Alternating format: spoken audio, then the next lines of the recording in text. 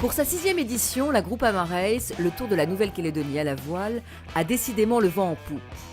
Il y a 4 ans, seuls 7 équipages, dont un étranger, avaient pris le départ. Le néo-zélandais Crusader avait d'ailleurs gagné la course.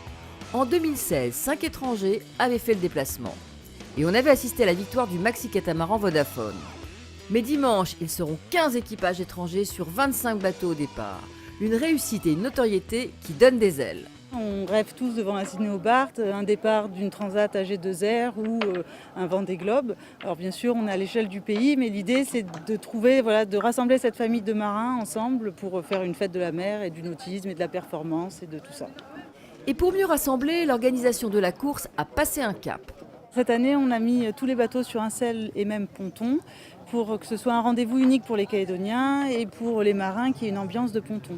Alors pour nous, c'est génial parce que d'une part, ça permet un petit peu au CNC d'aller un peu plus vers la population calédonienne. Et pour les marins, ça fait une super ambiance parce qu'il y a vraiment, ça discute, ça passe de bateau en bateau. C'est une vraie ambiance de course comme on peut trouver ailleurs dans un plus grand pays. Une ambiance que le public va pouvoir partager grâce à un dispositif inédit. Là, j'installe un écran géant pour la Groupama Race. Il va rester 10 jours. Il y aura la possibilité de voir en direct le lancement de la course.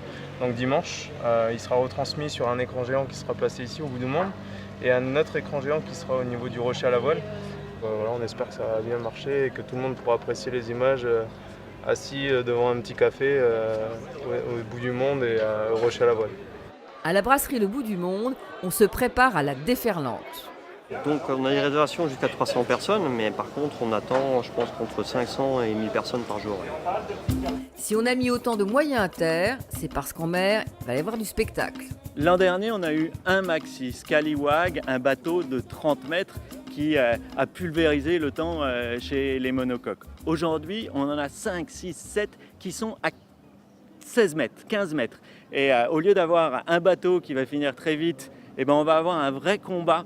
Je vais dire des chefs parce que c'est vraiment des très belles unités avec des quilles basculantes, avec des équipements en carbone. Et donc ça va jouer en 2 jours et demi, 3 jours.